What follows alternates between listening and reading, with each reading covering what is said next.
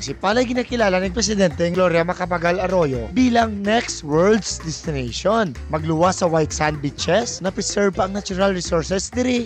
Kagamit sang sining nga glass bottom boat, kita magabiyahe sa Capomanes Bay para makita ang matahom nga mga corals. Kanina, nabiyahe na ta. Ayun naman nga experience. Glass boat, tinatawag nila glass boat. Oops, di lang, huwag ginatulog ni amigo ang glass bottom boat how? Tandaan mo lang na hasta to. Okay, let's go!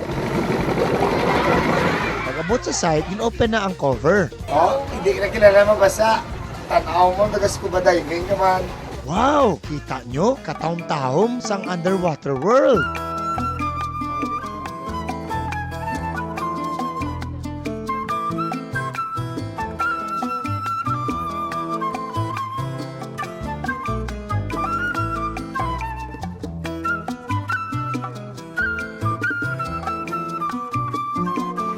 Amo ning Evas Point. Amo man ning iskubahan amon sang nagligan. Kagkapamilya, hindi gid maglayo ang experience mo diri sa glass bottom boat kumpara sa naga-scuba diving. Gani, tilawan nyo magagto diri sa Sipalay para aktual nyo nga maeksperiensyahan ang isa pinakabag-o nga tourist attraction diri, ang glass bottom boat. God, the best. The best. Okay. Ako si Rusty Ramos, ang padayon nyo upod sa pagbiyahe.